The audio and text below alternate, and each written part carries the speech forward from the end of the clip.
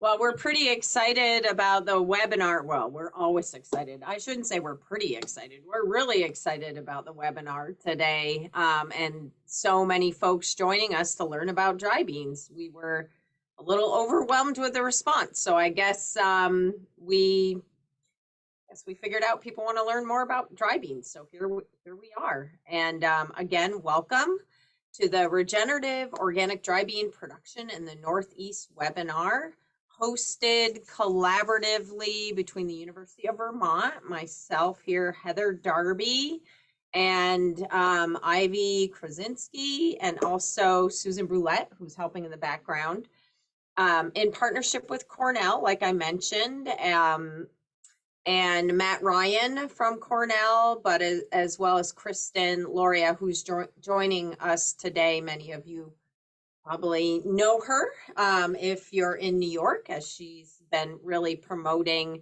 dry beans there, and I believe also grows dry beans herself. Isn't that right, Kristen? You're a grower too. How'd you answer the poll? You can select more than one. Oh, you can. I didn't know that. Okay. Well, that's great. So our teams were awarded a Northeast Sustainable Agriculture Research and Education grant this spring. And the grant is really focused on trying to expand, encourage, and assist with organic dry bean production in our region. And also, besides doing research, also trying to create more of a farmer community around dry beans, trying to connect farmers in our region that are growing them and those that want to, and trying to support them along the way. So I don't think I can actually change the slides, but if you could change the slide, that'd be great.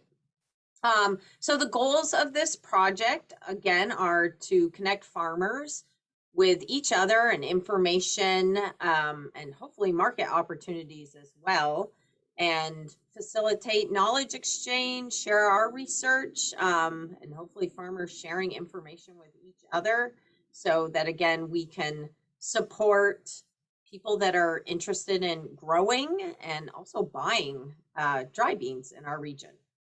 Next slide, please. So we are conducting some research, and we're looking at variety trials in particular, of kind of, it says alternative market classes, but we are looking at some standard market classes and then also some specialty types. And we're focused on some seeding rate studies of black beans in particular in both organic no-till systems and also tilled systems. And again, also experimenting with 2 new market classes beyond black beans in tilled versus organic no-till systems. So we are conducting some research. And next slide. And so I thought it would be fun because Ivy just put together the variety trial information. So I'm just throwing up at least the yield results from those dry bean trials in 2022. And this is posted on our UVM website, and I'll type it in the chat, or maybe Ivy will, so that you can get to the report if you're interested and read more about what we found looking at all these different varieties, which was fun, and we'll continue to do that work and post the other research trials once we have them all summarized. Next slide, please. All right, so the real heart of our webinar today are the farmers and processors that have joined us to talk about dry beans in our area. So we are joined today by Mark Callan from Callan Farms, Genesee Valley Bean Company out of Caledonia, New York. Peter Martens from Seneca Grain and Bean in Penn Yan, New York, owned by Peter and Hanna Martens, who we just got to visit the other day.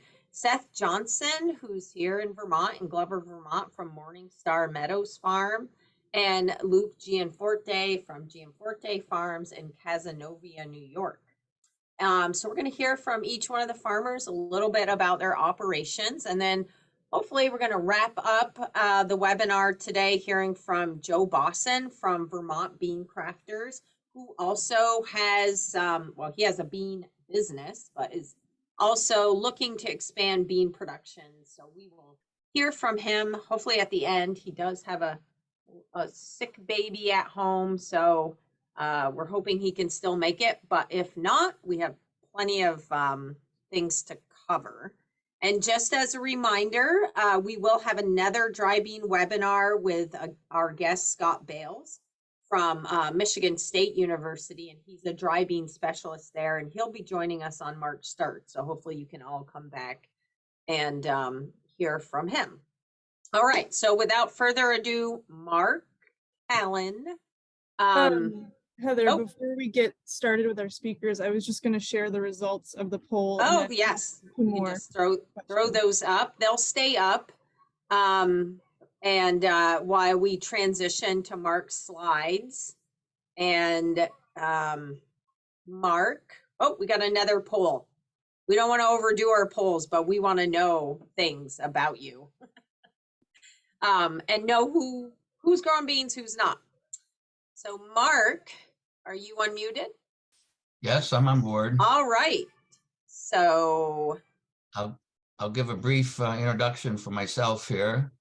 That I live in Caledonia, which is south of Rochester, which is south of Lake Ontario, and I farm with 3 boys now. It used to be just me, but in the last 9 years, 3 boys have joined me.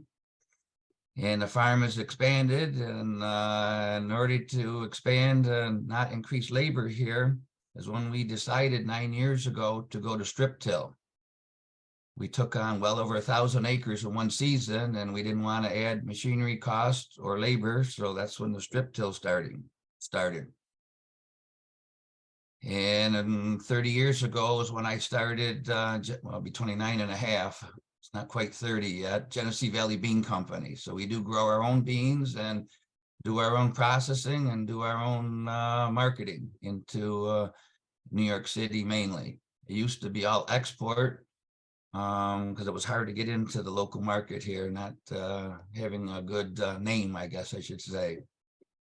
So to continue forward here, our strip tilling started, like I said, 9 years ago with expansion, and we bought a used 12-row strip tiller to cover 50-60% of the acres we did that year. We really went out on the limb on strip tilling. We didn't do it in a small way, and turned out to be very successful. So the field on the right, you can see where we strip tilled into triticale that we harvested off for the dairy cows along in May 15th. We would have harvested it for the dairy cows, and then we let it regrow. And then roughly 2 weeks before planting dry beans, we will spray it with 1 quart of Roundup to kill the triticale. And then when we get closer to planting the dry beans into the triticale stubble, we will strip till it 1 to 2 days ahead of planting. And we roll, I guess, depending on the weather, but most of the time it's immediately right behind the strip tiller. We run a big smooth roller to pound all the rocks back down on the ground, because we're on gravel ground, pound the rocks in, and to kind of seal the ground to make it smooth for the planter to be more precision when it's planting, but also to hold the moisture at a uniform depth. So when you're planting the beans, you want them all to emerge the same day. Not a couple hours apart or days apart. You want them all the same hour to come out of the ground if you want an even crop in the fall for harvesting. So we plant the beans on the strips. And well, okay, this slide here will show the strip tiller that we use is a Gladiator. I don't know if anybody's ever seen one before, but it's pretty simple. There's a shank that runs down in the ground, a little narrow shank. We run it about 9 inches deep to break all the compaction up. And then there's discs that kind of hold the dirt in place. So the dirt is only about a 6-inch width. And then there's a wheel in the back with chains that till it, smooth it out a little bit, break up the clods and stir the rocks up a little bit mainly. And that's when we have to roll it to beat everything back in. So then we're ready to plant. And it's pre-rolled prior to planting. We will plant, and then we will roll immediately afterwards. We'll roll again to beat the rocks back down in. And you can see our closing wheels are something new that we put on last year. They're cast iron closing wheels. I believe they're called twisters. They're heavy. Each one of those wheels, it's got to weigh 10 pounds. You hardly need to use the down pressure from the springs on the planter. They're heavy. And they work very well, breaking lumps and compacting the dirt in around the seed. We're very happy, especially when we no-till. Last year was kind of our first no-tilling into the triticale stubble. An awesome job, awesome job. I'm afraid this year will probably be 100% no-till into the stubble, because of the lack of labor and the great success that we had last year. I think that's the way to go. Right after planting, within 3 days or 2 days, we spray again. And our spray program is 20 ounces of Roundup. We use 14 ounces of Dual. And then we use 0.6 ounces of Sandia is what we spray on immediately after planting. And then from there on, pretty much the work is over with. We let the beans come up, and when they're at the first trifoliate, we automatically go through and just spray again with Reflex and Bazogram. We spray again to keep the ragweed out. We have a heavy pressure here with the ragweed. And then when the beans are at a little bit larger size, we will scout again heavily to the annual nightshade. We have a terrible mess with annual nightshade. So we will spot spray with, can't think of the name of it now, Pursuit. We go through with Pursuit to spot spray, and I believe my son this year is going to have on his sprayer, so it will read the weed automatically, and each nozzle will stop as we go across the field and spray. So that should be a big savings on chemicals this year with the new technology that he's going to put on a spray rig. I guess when we go through doing the Pursuit, the other thing we put on is for leaf hoppers, because the cruiser will be wearing off at that time. So with all the alfalfa that we have in the area here and cutting every 26 days, the leaf hoppers are all over the place. So yes, we have to put insecticide on to keep the leaf hoppers away, or we will end up with nothing. We experienced that 30 years ago before Cruiser even came on the market. If we weren't on the job spraying for leaf hoppers, we lost our bean crop. I guess if anybody has any questions going forward, I would entertain them. But we're looking for beans. We're looking for beans to process. We've got a demanding market in New York City, and I'm hoping to scrounge up 6,000 to 7,000 more acres. I think I'm on board this year to gain it because the snap bean production is leaving New York. So we're looking for a busy season here. Take care. Bye-bye. Thanks, Mark. That was great. We do have a minute or two for questions, and I see David's put one in the chat box. He wants to know what's your fertility program for beans, Mark. Nitrogen, depending on where we go, 30 pounds is standard on nitrogen, but on triticale, we've had to go to 45 due to the organic matter breaking down, steals our nitrogen. When do you put that on, Mark? I think maybe you mentioned that. We but- apply all of our fertilizer at planting, Okay. and then Through the like planter itself? through the planter itself. Okay. On the planter, there are several tanks. The photograph we had earlier, nitrogen's in the front tank. We can haul 1,200 gallons of nitrogen with us. On the sprayer, we can haul 600 gallons of phosphorus. And then we have 4 other containers on the planter for all the micros. And then we have pop-up also. We have about 200 gallon capacity for pop-up. And then the pop-up is a little bit of 1034O, like 2 gallons to the acre with 8 gallons of water. We dilute it with water. And our trace elements go into the pop-up also. We can vary the trace elements due to the grids that we have. So the planter's always adjusting where we are in the field. So we can go from a field that had manure 2 years ago to a field that we rent or whatever that hasn't had manure in maybe 100 years. Wow. So everything is variable rate. Great. Is there any kind of a bean type that you prefer over any others? Anyone? As far as growing or processing? Well, it says here for processing. Okay. Well, obviously the black beans are the easiest ones to process. We can do a large volume. But as far as growing, we are finding out that small reds, that we enjoy growing small reds. They yield much better than black beans. The price is much better. We just are having better success. And it's something new that we've been growing for 3 years here. And I believe we're going to have 1,500 acres of them out this year to other farmers. Wow. Let's go with one last question, and then we'll move over to Peter. What about any seeding rates for different classes? What are your seeding rates, Mark? Black beans, we try to have 96,000 seeds to the acre growing.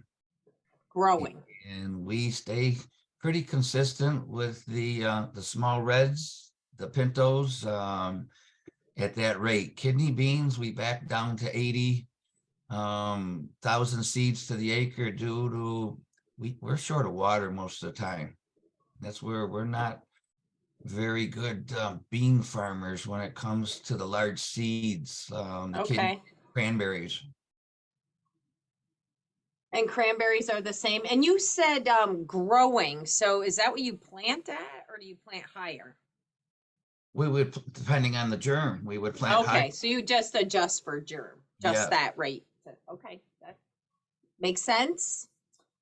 Okay, well, this is great, and hopefully we'll have time for more questions after all of you speak. But at this point, I think we will turn it over to Peter Martens. Thank you, Peter, for joining us. We'll let you take it away. All right, thank you. Yeah, so we're farming about 1,900 acres. Everything is certified organic. As of now, we have no transitional ground. We're always looking to pick up more ground, and we usually have to transition it, but there's a lot of demand for land around here, so we haven't picked up land in a little while. That is split over 3 cooperating farms. So my wife and I, my parents, and then my right hand on the farm all have our own land. We operate our own businesses, our own checkbooks, but we cooperate for production, harvest, processing, all of that. We're also operating Seneca Grain and Bean, which is a modern meaning we built in 2019 bean processing facility, 5 ton per hour capacity. We have a whole line of equipment that will be coming up a little bit later. And then we have a climate controlled warehouse to store the finished product, which I found that being able to store at 50 degrees Fahrenheit or cooler, 50% relative humidity, and in a dark environment really helps with darkening, which with black beans isn't really a problem, but especially with pintos, after 12 months, they have noticeably changed in color, which can cause marketing issues. We have quite a lot of capacity, and we keep adding more. Back one slide, please. Keep adding more so that we can harvest the beans more quickly. Previously, we would harvest and then dry in 500 bushel batches on dryer wagons. All too often, the weather didn't read the script, and we would have a spell of bad weather while we were trying to get stuff dried. Things wouldn't dry. We couldn't harvest as quickly as we wanted to. We had quality issues because of that. So we've recently added a lot more storage capacity that we can condition in. Okay, next slide. We grow a lot of different crops. Dry beans are an important part of what we grow, but they are far from the primary thing that we're doing. I don't need to read off everything that's on there, but we're doing a lot of different things. Different types of corn, different types of soybean, both food and feed grain. We're kind of focusing on milling grains, wheat, spelt, emmer, einkorn. We've done some with triticale. We grow quite a lot of malting barley, and the edible beans that we're growing are red kidneys, both light and dark, pintos, black beans, cranberries, small reds, and I think this year we may also be trying some white kidneys or cannellinis. We have a neighbor that's growing navy beans, and we'll probably trade some back and forth with him so that we also have them to offer through our website. Okay, next slide.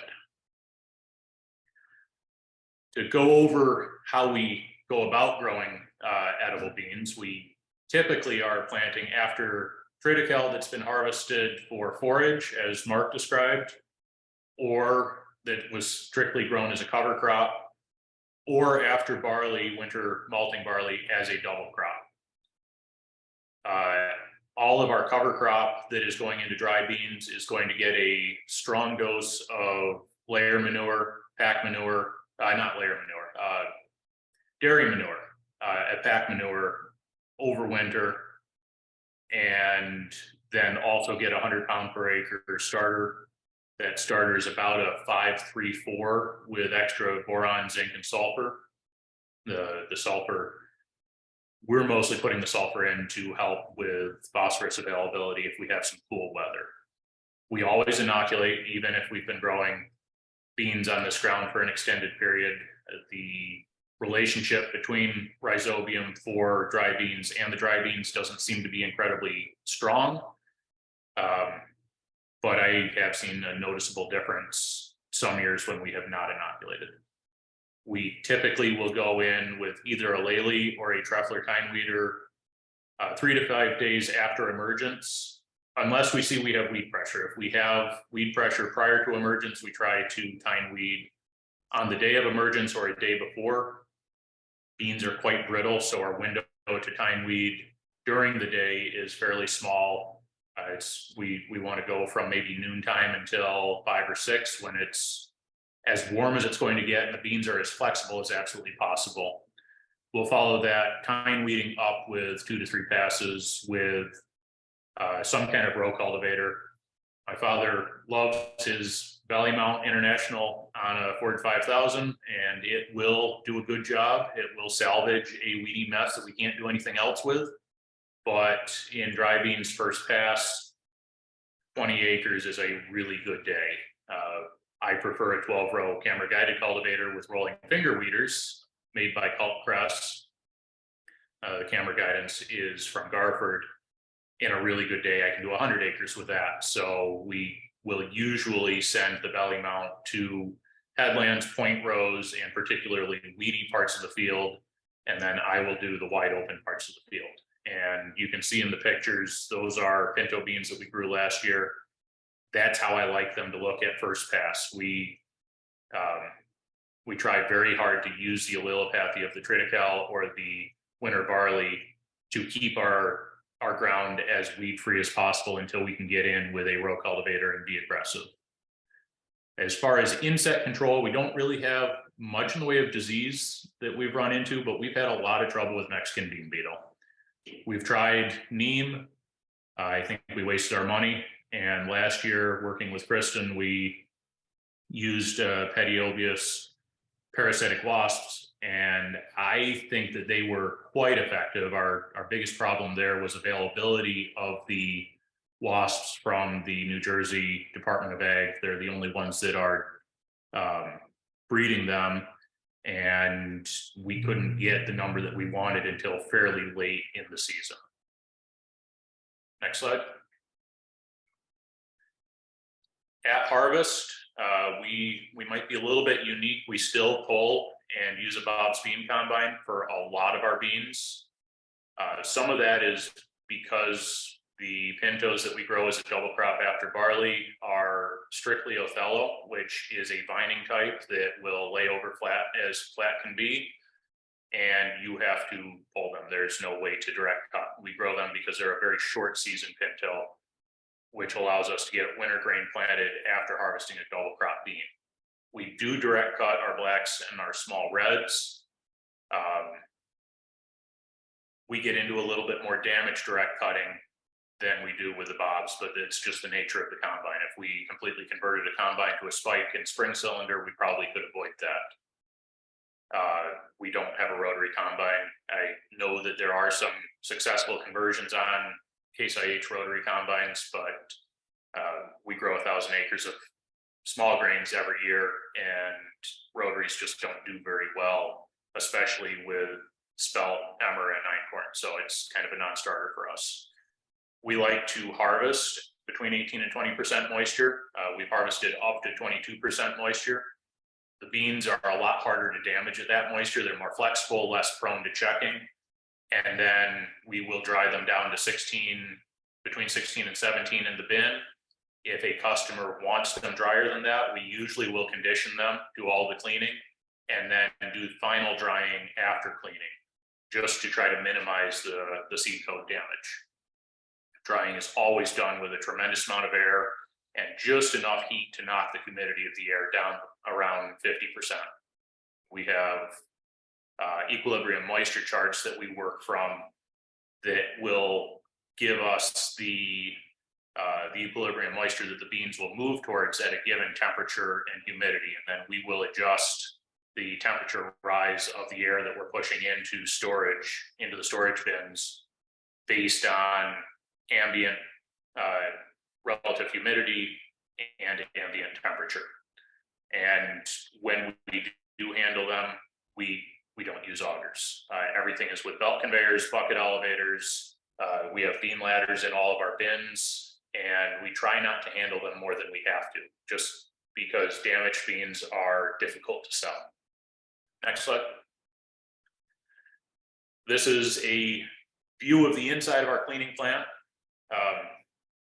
We've changed a couple of things. This is about a year ago. We keep changing and adding, trying to minimize the grain damage and make it as easy as possible to clean out. We can do a complete clean down on this line in about 2 labor hours. So if 2 people are working at it, in an hour, we can switch from one class of beans to another. We can switch from one kind of small grain to another. We built the plant for seed processing, and the dry beans were kind of an afterthought because we had a falling out with EverBest Organics. Our cleaning line has pretty much everything that we would need to access the modern market. In the past, it was good enough to be organic.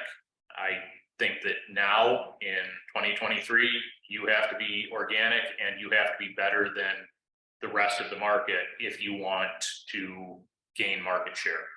So we run everything through a rotary pre-cleaner outside. All of our dry beans run through that to remove pods, and then through an Airstream cleaner, which uses an aspirator followed by screens to do a rough sizing by density and by size, a destoner to remove stones, a magnetic separator, which does pick up any ferrous materials, but also removes dirt clods because dirt has more iron in it than the beans.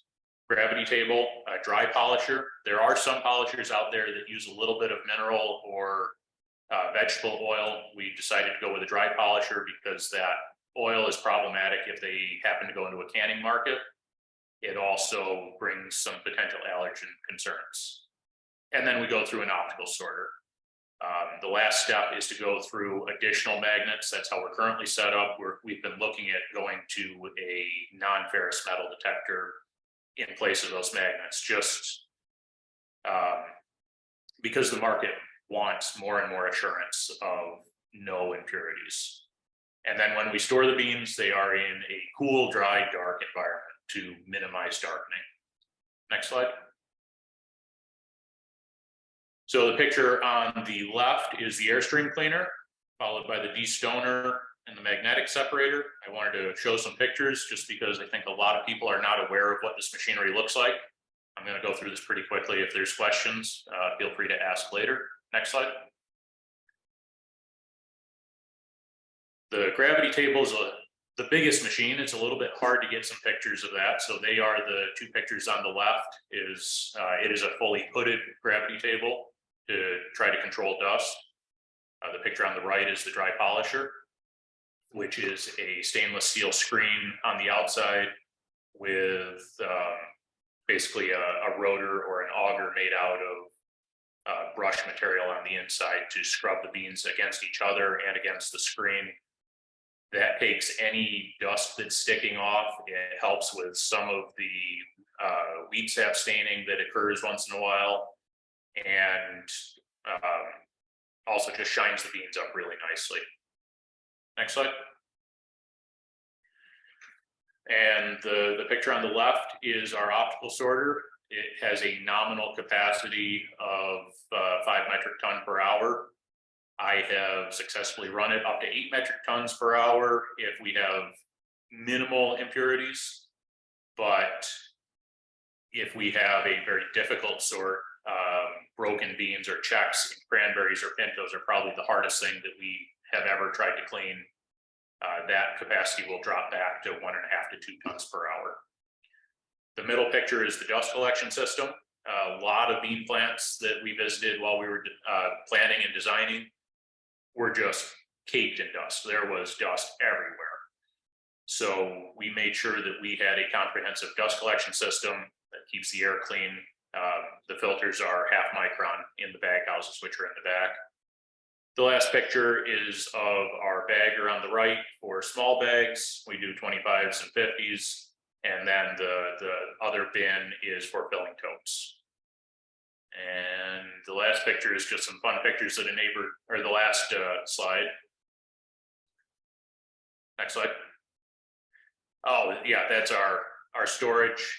We use tri-ply, which is commonly used for hog barns. It's easy to keep clean if we have a dust situation.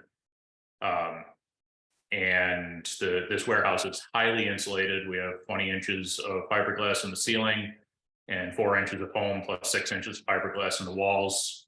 So we're able to keep this at about 50 degrees Fahrenheit with a 60,000 BTU air conditioner, a 5-ton air conditioner. Most of the year, we're getting ready to put in a second one on the far wall just to ensure that we don't rise above 50 during August and September. Okay, last slide. These are just a couple of fun pictures that a neighbor took with a drone while we were harvesting. They're all in the same field, 2 different years. This is the biggest field I'm aware of anywhere around. It's about 80 acres, and you can see Seneca Lake far in the background. So I guess any questions? Great, thanks, Peter. Let's take one question. How do you measure the moisture of the beans while they're still on the plant? While they're still on the plant is a little bit of a challenge.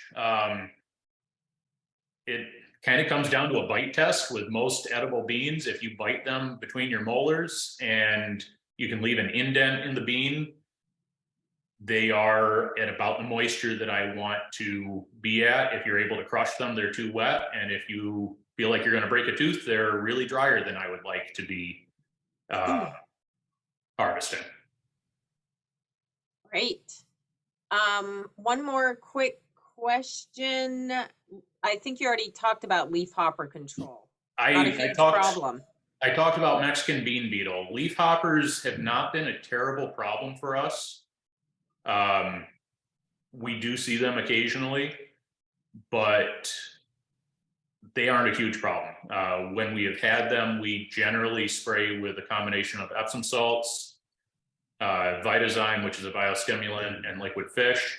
I'm not sure if the foul smell is what keeps the leafhoppers away, or if we're just boosting the resistance of the plants, but that does seem to help deal with the leafhopper damage, if not the actual presence of leafhoppers. Great. And I think one last quick question. Do you grow speckled cranberry beans or true red cranberry beans? We grow Etna, which is the variety. I think they would be considered a speckled cranberry. They look a little bit like a pinto with a maroon coloring on a cream background. Great. All right. Well, I think with that, we're going to move on to our next speaker, Seth Johnson from Morningstar Farms in Glover, Vermont. Seth, are you ready? Can you hear me? Yes, we can. All right. Yeah, really grateful to be here today. We're quite a bit smaller than the two previous presenters, but I guess you got to kind of start somewhere. We started really small back in 2003. I guess just a little history about, we grew up in Massachusetts till I was a teenager, and kind of farming skipped a generation in my family. My dad grew up on a farm in Minnesota, but they moved to Massachusetts back in the 60s.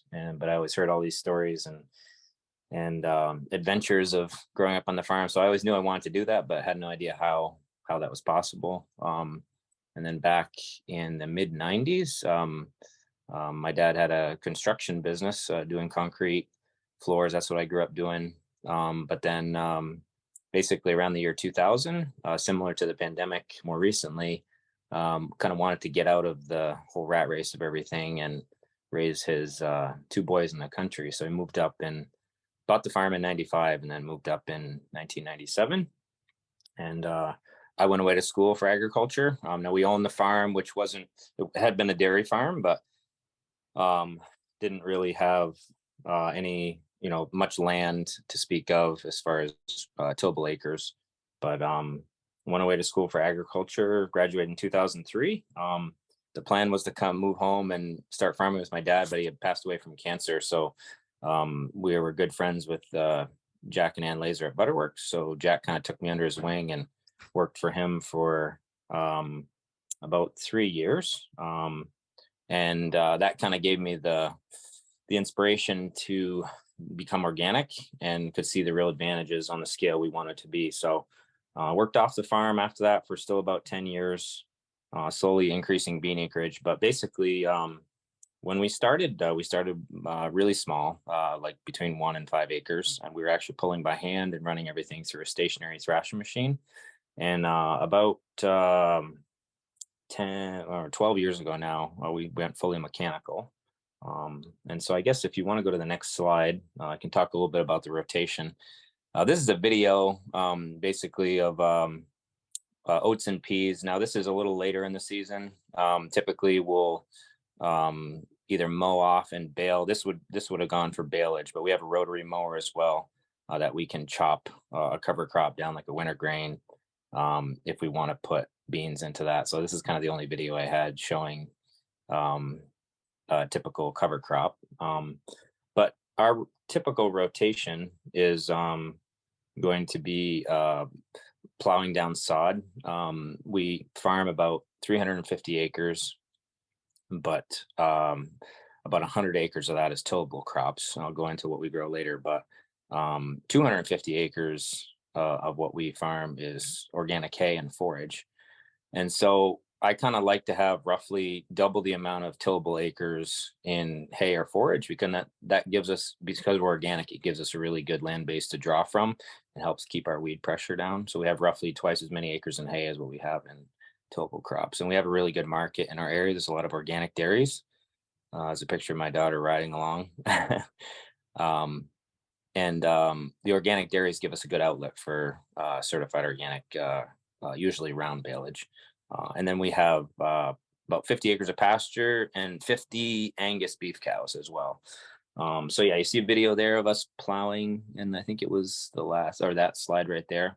And then the 1586 is on about a 30-foot disc, finishing disc, just getting ready. We do have a smaller disc harrow, but we just picked this up a few years ago, and it leaves a really nice seed bed. All right, so I guess the next slide would be planting. Really critical to check your planting, the seeding right before planting. Now this is actually an older planter. We have a newer, I didn't have any pictures of it.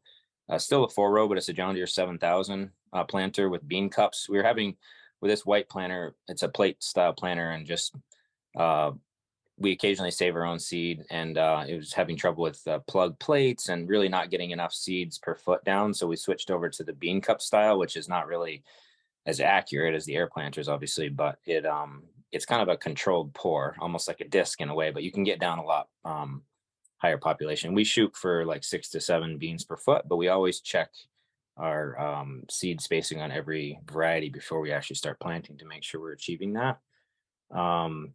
Then for the starter fertilizer that we're using, we run through, it's basically an organic poultry-based dry fertilizer. It's a custom blend that we work with a local fertilizer dealer to develop. And actually, I think I saw Willie Gibson was on here. We worked with him a couple years ago, achieving a pretty good blend. But it's a organic poultry-based dry fertilizer, 566, 432, sulfate of potash, boron, mycorrhizal fungi. And then before planting, we actually broadcast usually wood ash, depending on the soil samples, 1 to 2 acres before we plant. And then we have our own on-farm compost. We have a bedded pack with our beef cows in the winter, so it gives us a really good fertility program. And then we compost that. We have ran into some weed issues, which we feel are exacerbated by that manure before the beans. So we try to apply that if we can in the off years of our rotation when it's sod or hay, and it doesn't cause as much of a problem. All right, I guess move on to the next slide.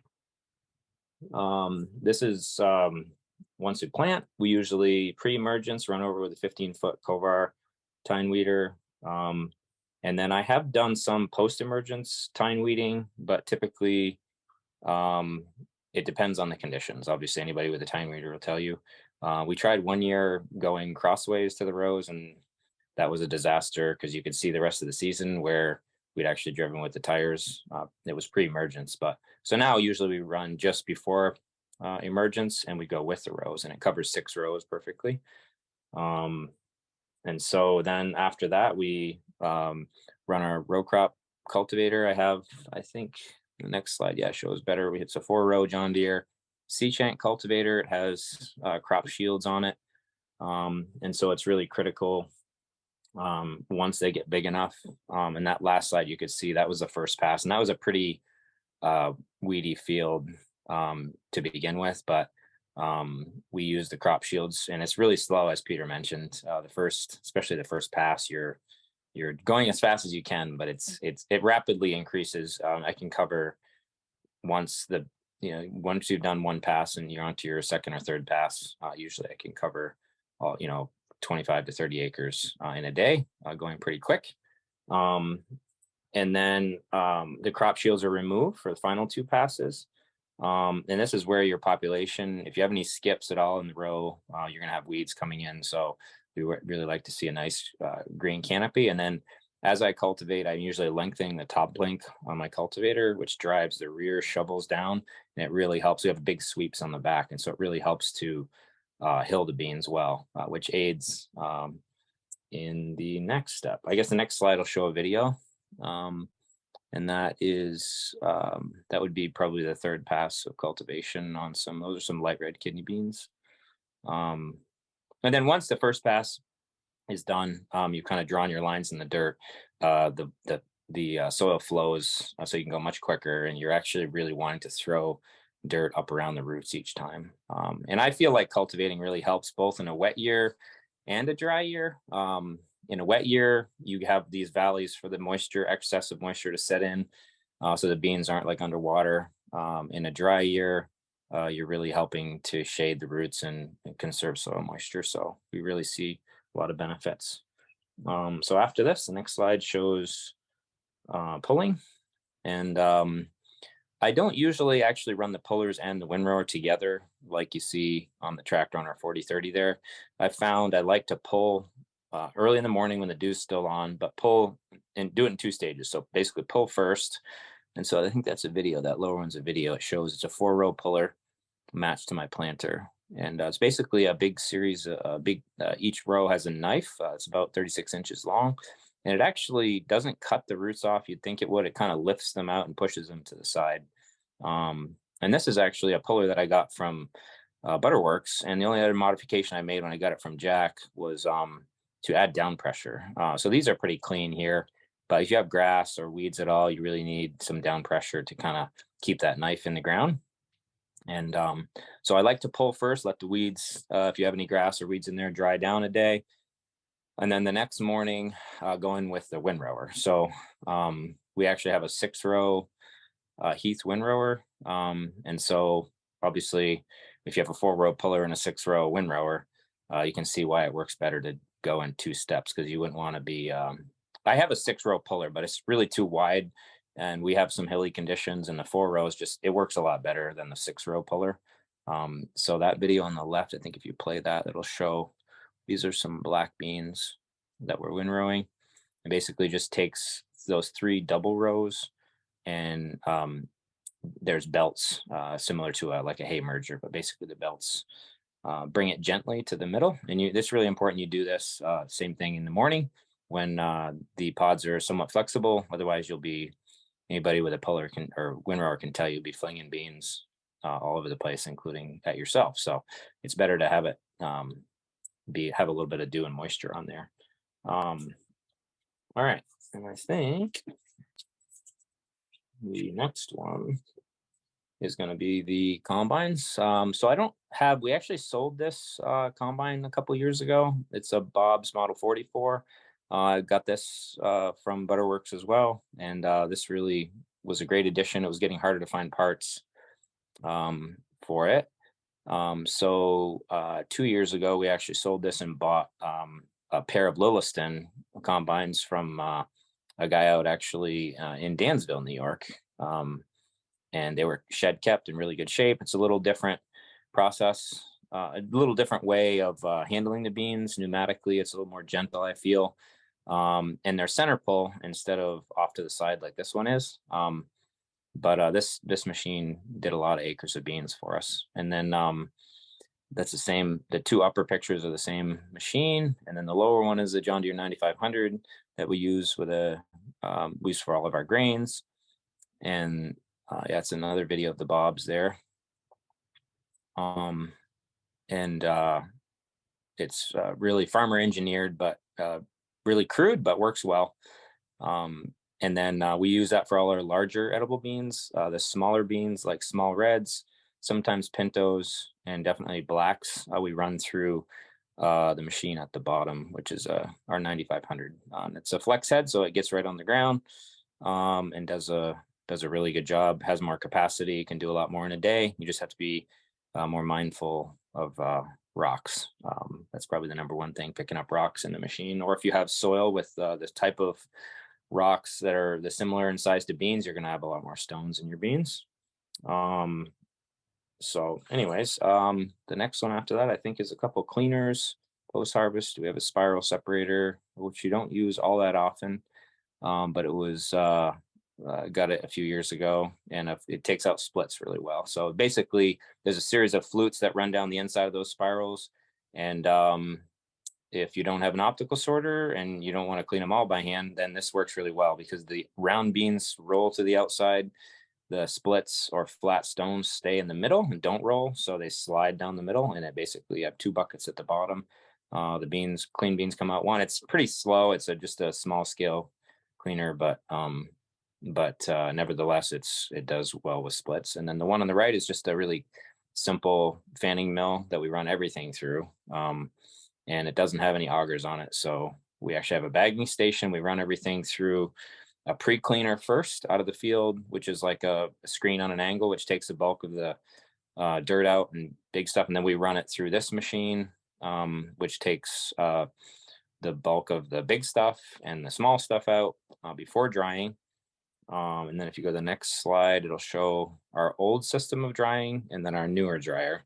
So the old system, I just wanted to include the first slide of the bags because we actually dried up to like 7 to 8 acres a year like that.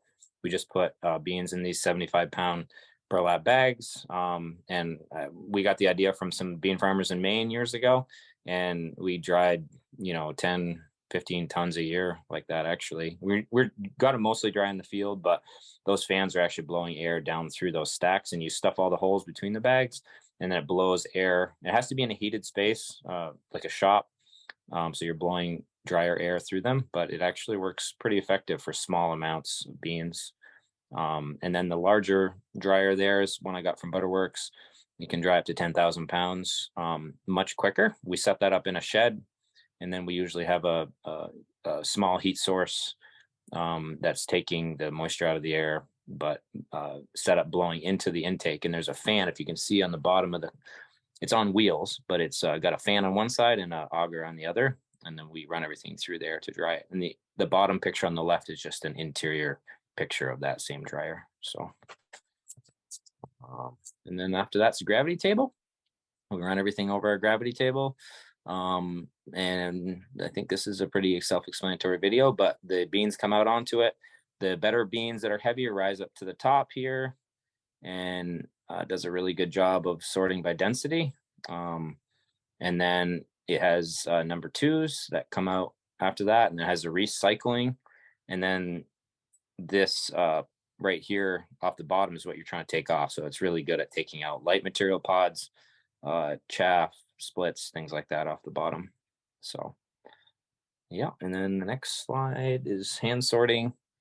So we have a bean belt, everything runs over the bean belt. We're hoping to get an optical sorter to take this part of it out. My wife Jeanette is the one that does most of this, so she actually went with me on the trip to New York this last week to kind of scope out a couple different optical sorters. And so but anyways, it really helpful in our situation. We like to have a really high quality product, so we run everything over a belt. In our scale, it works. If you got much larger, it would be difficult to justify running them over by hand. And there's some Seth. Yeah. Do you have a lot more slides left? No, that's pretty much it. I think Okay. there's one more after this. Okay. Rotation, certification with corn. In our rotation, we typically pick the corn, put it in a corn crib. And then this year we grew some black oil, 15 acres of black oil sunflowers that we grew for the first time. And we still haven't pressed them for oil yet, but we're working on it. And so the more things you can have in your rotation really helps with giving you more options for different weed situations or pests and things like that. So, and I think the last one is just of our beef herd, and that's it. Yeah. So Great. if there's any questions. Yeah, thanks, Seth. And I saw Sean O'Donnell yesterday, and he said that you might come over and get your sunflowers pressed over there. Yeah, we're excited. That's why Great. I said Sean just got his press, and Yeah. Sean was kind of on the fence whether or not to get a press. And when he knew I grew 15 acres, they actually did really well. We got about a ton to the acre. And so Good. Sean, I said, if you get a press, I'll bring all my sunflowers to you. So that's actually kind of in the works. So we're hoping to be able to do that in a few weeks. So Just one quick question on what is the name of the puller, the type? so it's like a TFI, Todd's TFI, or it's like Todd's Manufacturing. It's out of Minnesota. Okay. But it's like TDI or TFI or something. I can't remember, but it's I'm not sure if they're even in business anymore, but yeah, it's TFI or I'd have to go look. If somebody had a question, they could always email me about it. But yeah, and actually I had 2 sets of pullers. Both came out of Maine. But anyway, so yeah, they work pretty well. Great. And thank you, Willie, for putting in Seth's starter. So that's helpful as well. Yep. And I think with that, Luke Gianforte, are you ready? Yep, already. Well, Kristen's ready. Are you ready? I'm ready. All right, go for it. So my name's Luke Gianforte. We have a certified organic grain and row crop farm in Casanova, New York, just outside of Syracuse. We've been organic since the late 90s. We focus on food grade production of row crops, small grains, and beans. We don't do a lot of beans, just a few. And then we market all of our crop kind of up and down the East Coast to different mills and bakeries and end users. We do some on-farm processing of some of our small grains and a little bit of retail packaging on some of the beans as well. Next slide. So our crop rotation is fairly simple. We're using small grains followed by a diverse cover crop mix that same year, corn, and then soybeans or dry beans. So we'll typically grow dry beans in place of soybeans and can kind of switch back and forth between the two as the market demands what to grow. Next slide. So here's some of our dry beans planted. They'll get planted after our soybeans. They'll be kind of the last thing we plant. We plant them on 30-inch rows and do conventional tillage, getting them planted.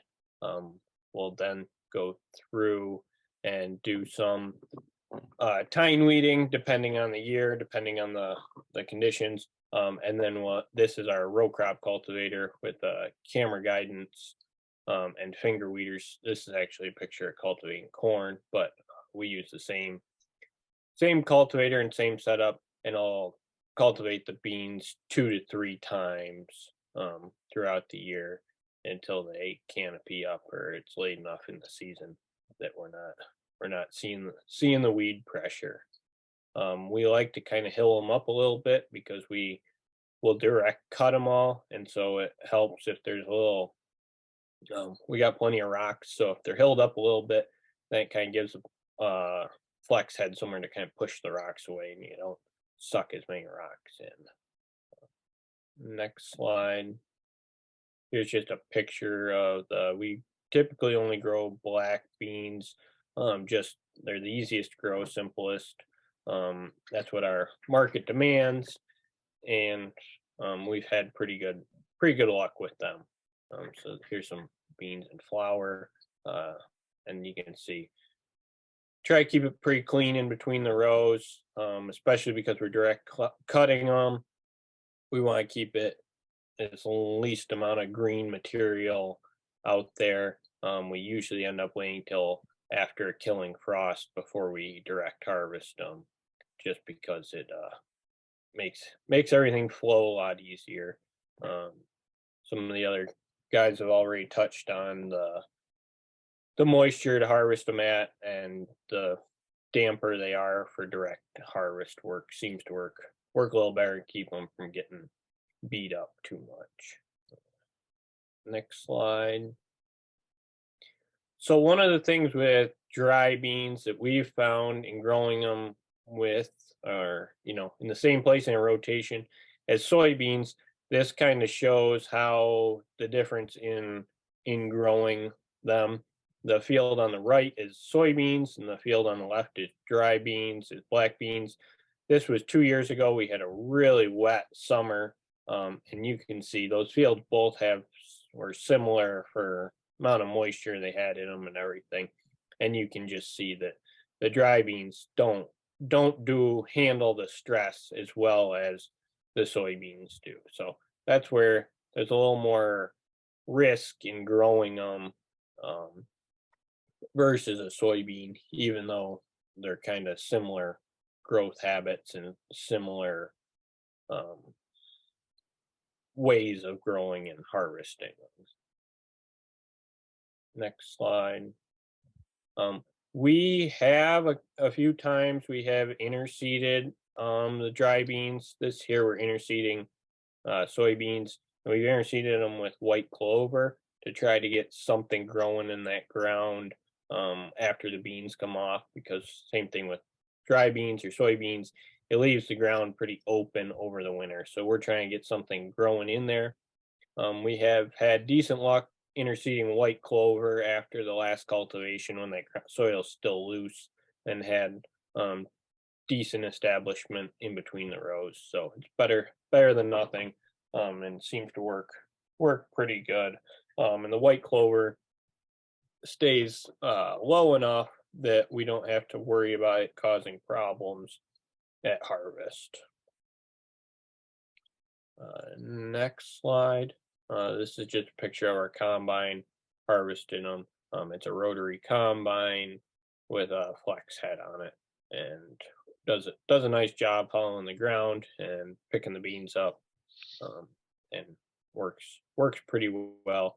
We try to slow everything down and minimize the amount of splits and breakage that we end up with. And then we will clean them. On farm, we got a gravity table and a 4-screen cleaner, so we will clean them, and typically we'll package them up into 2,000-pound totes, and then can ship them to customers. We also do a little bit of retail packaging in 2-pound bags that we sell to some local customers around here and people that want to buy dry beans to eat. So I think that's about it. Hopefully we made up some time there. Anyone has any questions? That's great. Thanks, Luke. Somebody's asking about black beans. Are they black turtle beans or black cocoa beans? And then the seeding rate. The black turtle beans is what we're growing, and we're typically planting them at it's around 80-90 pounds to the acre, and we're planting them with a finger with bean meters on a John Deere planter. Great. All right, we got a few more questions coming in here. What's the latest date that you plant the dry beans? We'll plant dry beans or the black beans right up through till the 3rd week of June, and then any time after that we're kind of pushing our luck. It depends on what the fall is and how the weather goes. And then somebody was asking about soil structure with repeated cultivation. Do you have any concerns there? Yeah, it's definitely not the best for soil health, keeping that soil worked up. I don't know what in organic production, I don't know how else we're going to control the weeds in that sense. So that's kind of another one of the reasons we're experimenting with some of the interseeding, trying to get something growing back in there that we can kind of control and isn't going to cause problems. But yes, any of our row crops, corn, soybeans, dry beans, there ends up being a lot of tilled soil a lot of times. So we'll farm all that ground on the contour, try not to go up and down the hills, and try to minimize any chances of erosion that we can get, because when you cultivate and you plant up and down the hills, you end up heavy rain and you end up with washing, and it's not good all around. Great. And I know with our SARE projects, we're trying to look at some rolled down cover crops, see how those work in organic black bean production. So who knows, maybe we'll make some headway there as well, and provide some other options for farmers. I think we will, thank you, Luke, that was great. And I think Joe is on. Yep. Are you on, Joe?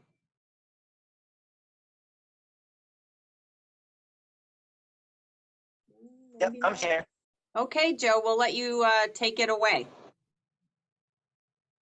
Great. Yeah, those are all really wonderful presentations. And we grow just, an acre of dry beans at a much smaller scale. And I think all of those covered cultivation and seeding and harvesting, and rather than add to that, we're going to focus just on ways that we take those dry beans and bring them to market. So slide, please. Next slide. So with just this straight up simple black bean, we started in 2009 on a farm in West Rutland and grew an acre of black beans, and we're trying to realize that there just wasn't that many people looking to eat dry beans as themselves. There was some, but not enough to kind of make a living doing it. So next slide. So we kind of decided to meet people where they were. And from that one ingredient, we created this whole cast of characters. They're kind of arranged left to right, most simple to most complex, where now we, along the way, realized that we needed more markets and not necessarily, you know, back at that point, as many new growers entering that space. And so we sell everything from, at present, bulk dry beans to restaurants, retail ready dry beans to farm stands, food co-ops, and so forth. We have a subscription bean box that allows us to kind of work in more heirloom beans.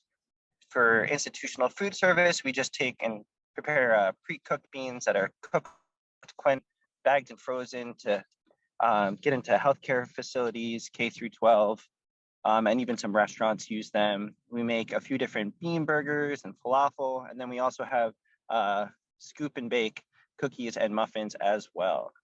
Next slide. So with all of this stuff, we try to be really transparent about our sourcing.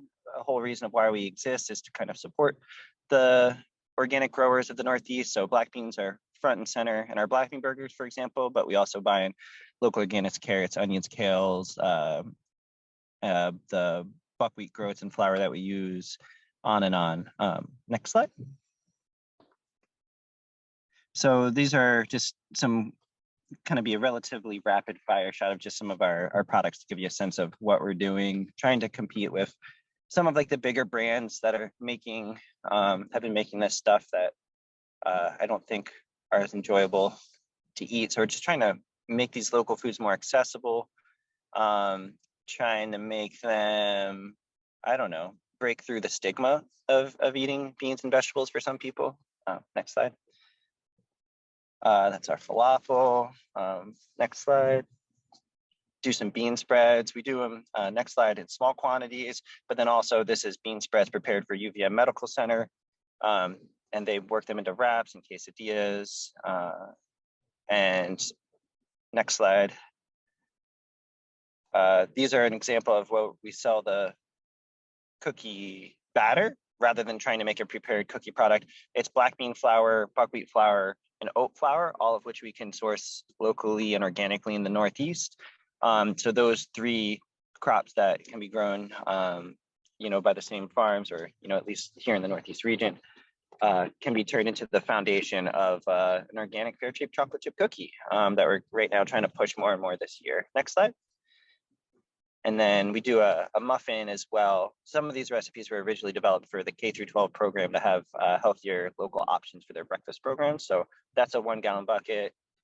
We got a recipe. Yeah, next slide's fine. Thank you. And then a recipe for even like a chicken nugget, where it's basically ground beans mixed with masa from heirloom corn, rolled in heirloom cornmeal. So more or less like a pupusa that's been rolled in cornmeal, and you can bake, skillet cook, or fry them. Next slide. And then, you know, for the stuff that I'm passionate about versus the stuff that I can pay the bills with, we, along the way, you know, have also kind of gotten some of this small scale equipment. On the left is a Swanson plot thresher. Different farms around the Northeast, these are free for use for anyone who wants to just reach out. We're trying to streamline and grow this commons, this equipment commons, through grant funding. And so this plot thresher, even a station wagon can pull it right into a field, and you can thresh probably an acre in a good long 8-10 hour day. It's not the most efficient, but for some growers, it's a good fit. And then we have just a 2-screen Clipper M2B cleaner that we run things through, and then we are using a hand picking conveyor as well. Kind of give you the idea of some of that stuff. So that allows us to work with smaller growers that don't necessarily have all their own equipment yet, and they're dipping a toe and seeing if beans are a good fit for them, whether they decide to scale up more. That's kind of the thinking behind that and how that fits in. And most of the beans at this point would be going into either retail ready bags or the bean box subscription. Next slide. So that's the bean box subscription is one of our COVID pivots when institutional food service was a big part of our business model, and when all the colleges vacated a few years ago.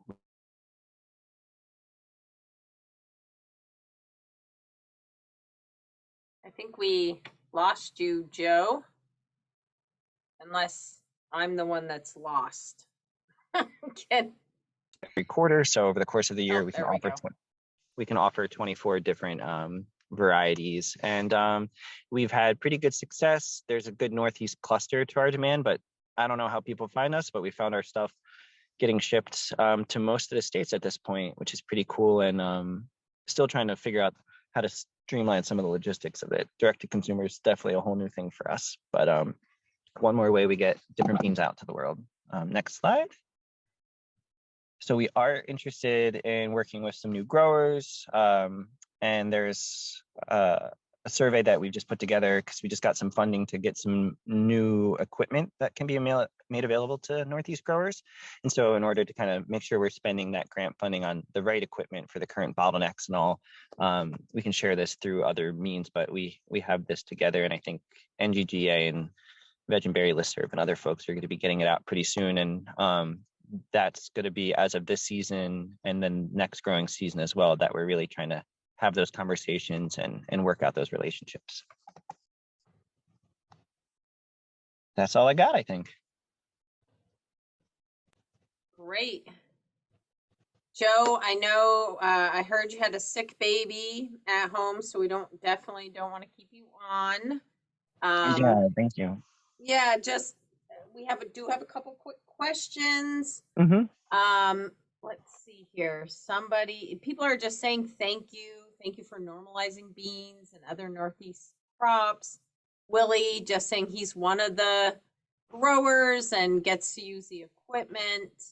The one question I see here is about, have you noticed any growing interest among consumers in heritage and heirloom beans in particular? Yeah, more interest in beans generally. And I think the FAO, the Food Assistant Organization. FAFO, yep. Yeah, did a global push, Healthcare Without Harm, which is a global nonprofit focused on getting better food into hospitals and using food as medicine, had a whole year focused on pushing plant-forward proteins with beans and peas at the center of it. So to the extent any of that push is landing, I don't know. There's, more trendy things that different chefs, or like Allison Roman, like with bean soups and everything, that have gone viral in the last few years. The Lost Kitchen up in Maine put out a recipe for a Marifax dish, and then all of a sudden America was out of Marifax beans like in a couple of weeks. So it's very there's the interest, I think, exceeds the demands depending on what we're talking about. For the commodity class of beans, I think that's where Mark and some of the other growers have their finger on the pulse of, the opportunities with big canneries and things like that. But on the smaller scale side of the world where we see more and more shift to that. Sodexo, which is one of the bigger food management companies for institutional food service that do colleges and hospitals and all, they've gotten a commitment to make their menus something like 40% plant-based by 2030, I think. And so they're finding ways. They're a big part of us being able to do more pre-cooked beans for institutional food service, and they've made a commitment to increase their sales of that by about 28% year over year. So that'll be one place that we'll be able to kind of be a conduit for more Northeast grown beans going into colleges and universities around the Northeast. So yeah, exciting. Just for some ideas of what's going on. Yeah. How many employees does your business have? We have 5. We probably should have 7. Yeah, we're very small, but we're on the edge of, if a few things worked out, we're talking with the New York City Department of Education about being their bean burger producer. And so that's one of those things where we need to navigate co-packer relationships pretty soon. I think part of our growth is going to necessitate that. Yeah. Well, Joe, just make sure you jump off when you need to, but just let me know so we don't ask you any more questions. Yeah. But I pooping right really appreciate your time and everybody's time today. And I think we do have time left for questions for any of our speakers. And so please get those in the chat. There is a question. And the CCA credits, if you need those, just went up. And so please make sure you get your credits. And Ivy's blasting more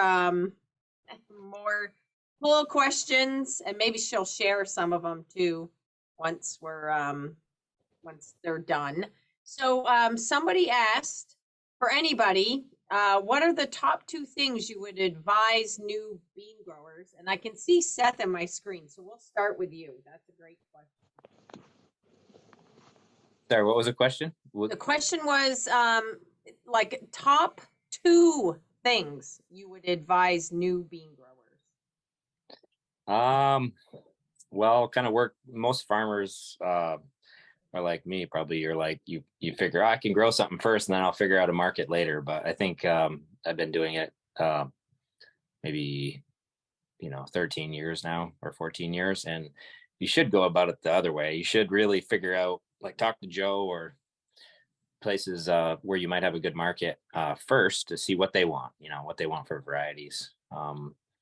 Then the other thing too is equipment. Dry beans or the processing. You've seen a couple different ways to harvest, but direct cutting, as somebody had mentioned, can definitely, if the moisture isn't right. I think Luke had mentioned, if the moisture isn't right, you can have a lot of damaged beans. And in the case of dry beans, they need to look good. It's like a cosmetic thing as well. So I guess for people that are looking to get into it, I would say, just get your market figured out before you plant and before you get a variety, and then make sure you have the right way to harvest as far as equipment goes before you even plant any seed.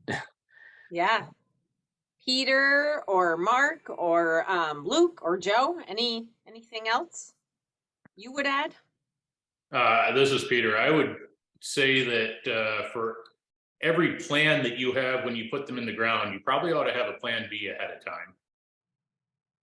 Because dry beans, in my experience, are kind of finicky. All right. My experience too. Mark or Luke, anything to add? I think Joe and Peter kind of summed up Yeah. main points I got. Okay. Great. Does anybody do third-party certifications? Besides organic? I know a couple or 3 of you are organic. Does anybody have a different third-party certification for either food safety or quality?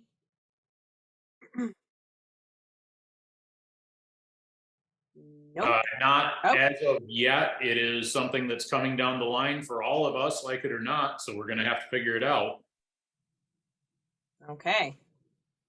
And then there's another question. Has anybody done no-till dry beans and then swath them?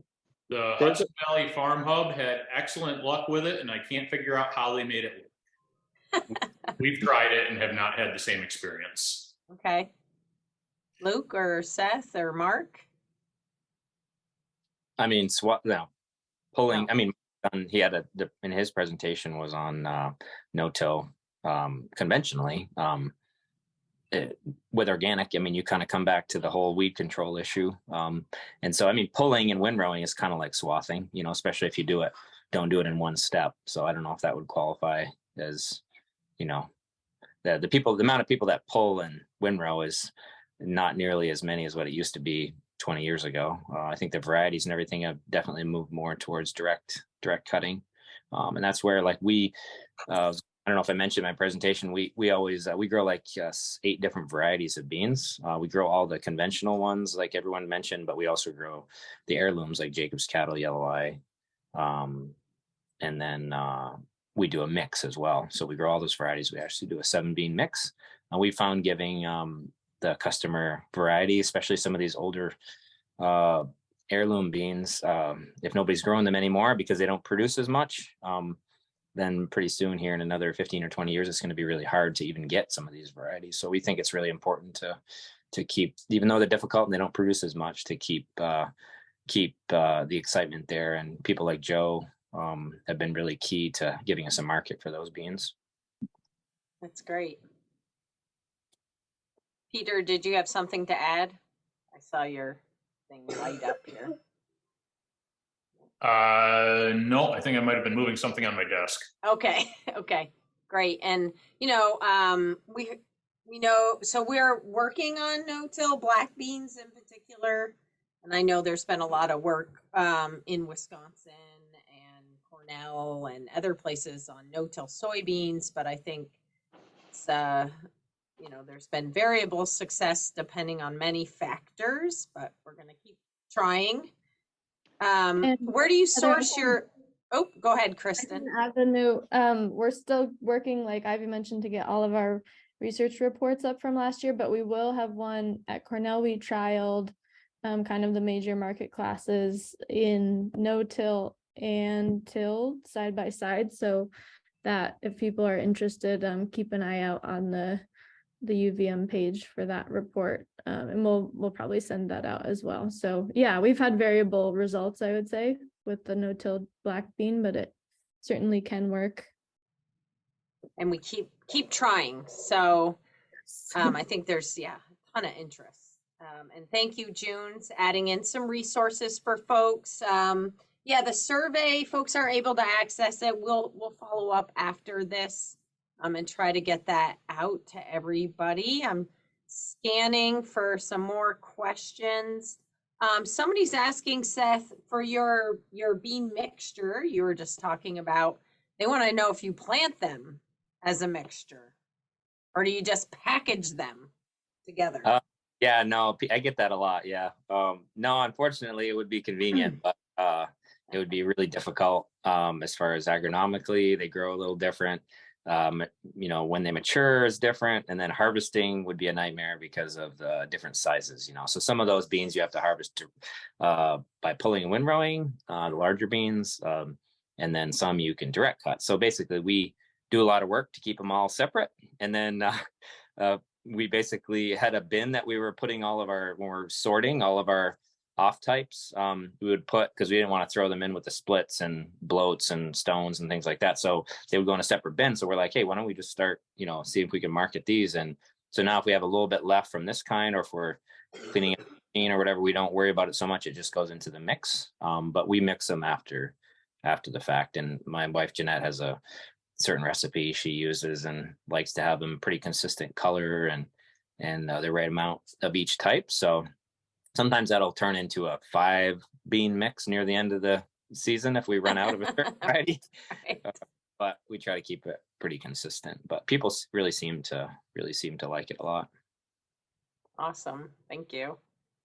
All right. Well, we still have a few more minutes here for questions. I think there was a question. Mark, are you still on? There was a question earlier about your processing equipment and processing the beans.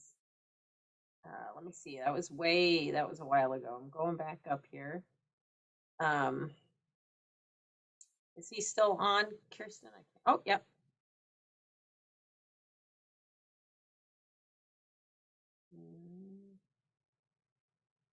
Not hearing from him.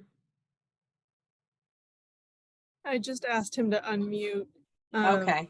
Someone had asked if he could describe his post-harvest handling and processing setup. Yeah.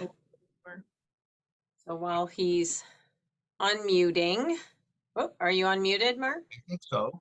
Yep, we can hear you. As far as processing, I guess we're just like everybody else. We have a cleaner and gravity machine and stoners and color sorters and polishers and warehouse that's insulated, and I think that's normal to be in the business here. All right. I think one of the other questions somebody was talking about is no tilling. We did quite a bit last year, no tilling of edible beans into the triticale. And I believe we probably will get over 300 acres that way this year, because we're expanding again here on what the farming the kids are. And in order to get over the land, we're cutting corners, doing things differently. Great. So it'll be another step forward here. I believe it'll be very successful. No till them in and clip them off with a flex head. Awesome. Ivy and Kristen, are there any other questions in there that I missed? Someone had asked earlier for during Peter's presentation about how dry beans fit into their rotation with small grain production. Usually we are planting the triticale cover crop or triticale that's going to be used for forage after soybeans. That 2 years of beans in a row may seem like a problem, but it seems to be working for us. We also grow about 120 acres of pintos as a double crop after barley every year. And all of the winter grains seem to help us with some of the root disease that we were seeing when we were growing corn, kidney beans, winter grain with clover back into corn and then back into kidney beans. That simply was too close together. So by having a lot more years of winter grain in between, we're able to expect higher yields from our dry edibles. It's one of the perks of climate change, I guess you could say. Kristen, you see anything else there? We have a question for those growing heirloom varieties. So I think that's just Seth. Where do you source seed?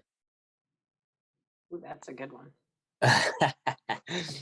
Usually I have to save my own seed. There's fewer and fewer places. There used to be some places in Maine that you could get some of this stuff, but it's getting harder and harder. I've seen some places online. Actually, we have done with Heather over the years several different variety trials and things like that, and we ran into some trouble.